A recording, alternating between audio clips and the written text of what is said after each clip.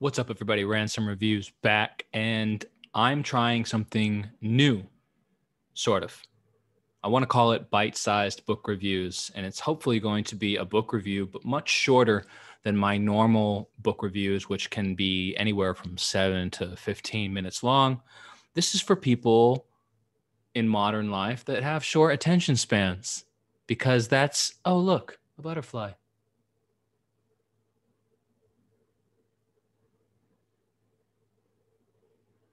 Where was I? Oh, yeah.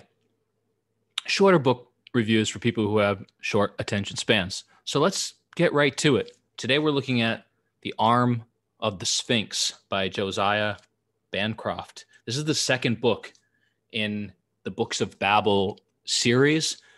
I really liked the first one, Senlin Ascends, and I like The Arm of the Sphinx even more. Can we just take a minute to appreciate how beautiful this cover is?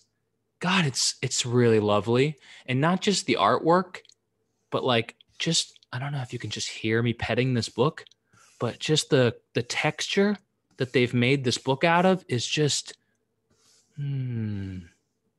smooth and soft and perfect. You'll never leave any fingerprints on it. It doesn't get dirty, it doesn't collect dust.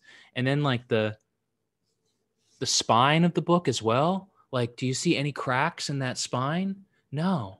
I've read this whole book, but it doesn't get damaged at all. Like, it's flexible and there's no crack. It's just really, really nice. Okay, that wasn't a great way to start a short review. So I think Bancroft's prose rivals Patrick Rothfuss.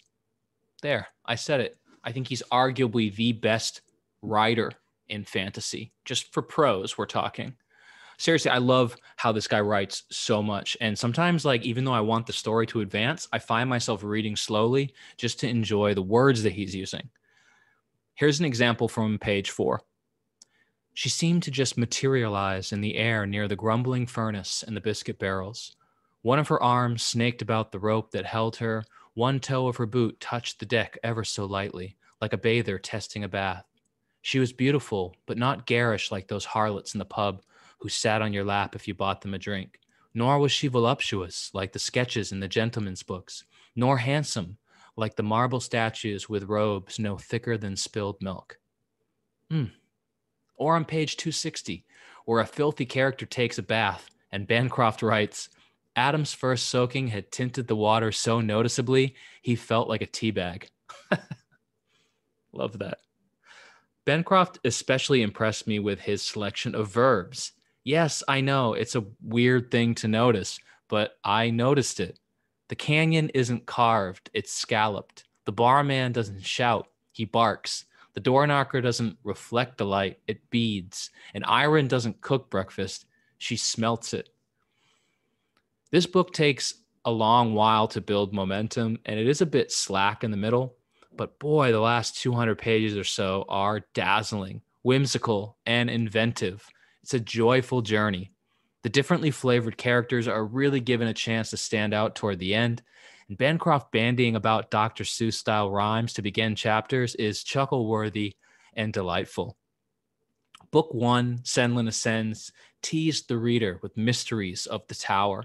So it was seemingly odd when about halfway through Arm of the Sphinx, those mysteries were summarily explained. But in the end, Bancroft repurposes the tower's mystery, which in the hands of a less capable writer may have felt cheap and exploitative, but here felt refreshing and clever. Steampunk is a genre I often hear about, but don't seem to encounter that often. I have no hesitation in saying that this is the best steampunk book I've ever read. If you have an interest in that niche genre, you owe it to yourself to check this out. This book also contains one of my favorite ingredients, the interview with the author. There's some really great stuff in there about Bancroft's initial interest in poetry, his love for romantic fiction, which he doesn't write because, as he describes it, he's better at writing the bumbling than the tumbling. I also found out that this excellent cover art for his book is actually designed by his childhood friend that he used to write with, which is just a really cool backstory, which is piled on top of what is already a beautiful cover.